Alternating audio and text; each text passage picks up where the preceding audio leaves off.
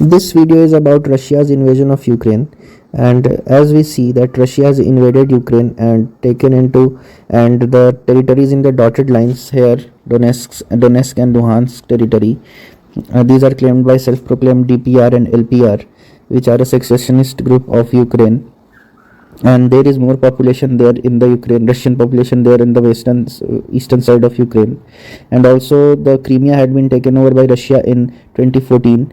The Russia has also attacked Ukraine and bombed many major cities like Kiev, then Lviv, Lusk, also Dnipro, then Mykolaiv, Kherson, Melitopol, Mariupol, Kharkiv. All these are the major cities which have been bombed by Russia. And the red arrows show the reported advancement of Russian ground forces, and the reported clashes with the Ukrainian forces are shown by the red and blue arrows. As you see, this the river Dnieper flows through the middle of Ukraine and passes through the city of Kiev, and then flows into the Black Sea, where there is the Snake Island. Odessa cities has also been bombed by Ukraine, and the Snake Island was also taken over by Russian forces. But now Ukraine is taking it back after attacking, and both the countries have suffered a lot of losses of men and money.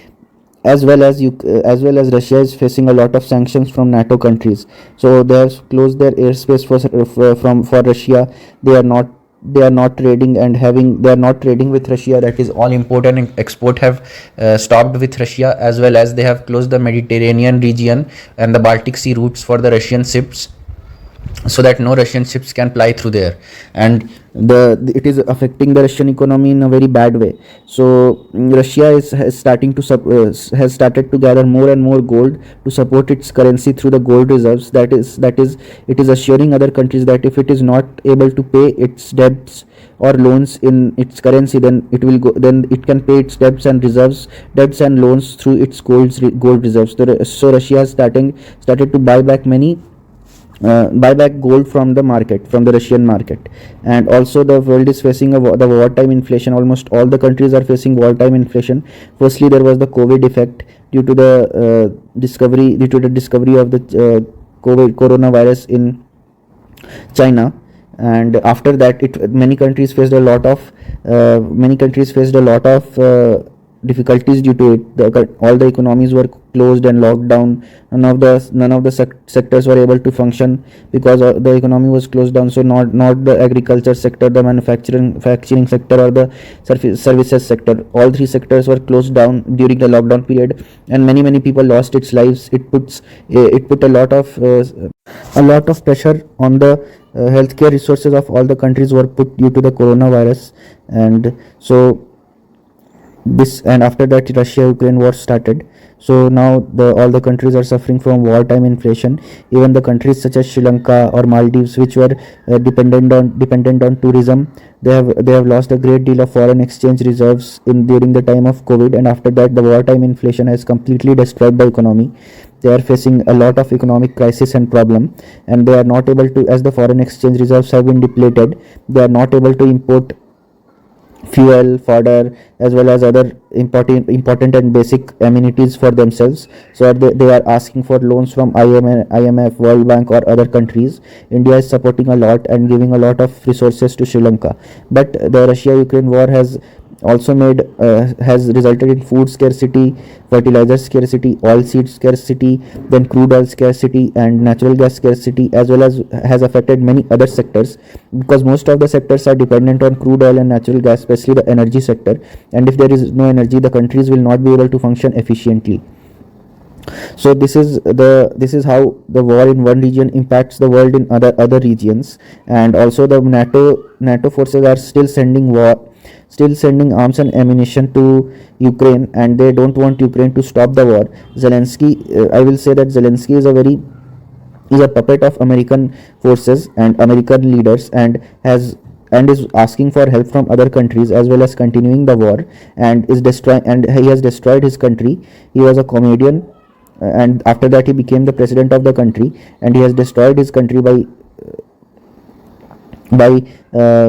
provoking Russia and provoking Russia and provoking Russia for war and joining the NATO. He was now there are no possibilities of Ukraine joining the NATO because all of the Ukraine has been acquired by Russia, has been invaded and acquired by Russia. Most of the people have fled, and most of the regions of Ukraine have been destroyed. The nuclear power plants are there have been some damages to the nuclear power plants, but like in Mariupol or Zaporozhye, but they are not so much that the radiation will flow through and will affect the lives of the people. So this is all about the Russia-Ukraine war, and then both the sides have suffered a lot of losses in case of men and money. The Russia is facing a lot of sanctions, and the Russian economy is declining, but still Russia is trading and importing and exporting goods to countries which are not a part of NATO, and it is doing so on a large basis. And new transport corridors like international north-south transport corridor has been established, and Russia is also trading with China and other countries which are not a part of NATO, which have not closed their borders for Russia and which have not stopped trading. And Russia is also trying to replace the companies, the United States companies or the NATO companies which have left Russia and stopped operating in Russia with companies from other countries. Like it is approaching India for establishing pharmaceutical industries and automobile industries in Russia. So these are the things Russia is planning for its economy, and it is the Russia has been deprived of the SWIFT system, that is, it has been kicked out of the SWIFT payment system. So now it cannot perform foreign exchange, and so it cannot import and export goods because it is not in the SWIFT payment systems, and it cannot trade in dollars with NATO countries and other countries. So it is establishing a new payment system which will be based on Russian rubles, so that only Russian rubles can be used to import and export and for trading, for import and export of goods as well as other services and training. So it will be beneficial for Russia, and other countries are also, like China has established such system earlier, and India is also establishing such systems. Also during the BRICS agreement, there has been provision of establishing providing membership to two new countries, like for example Iran and Argentina.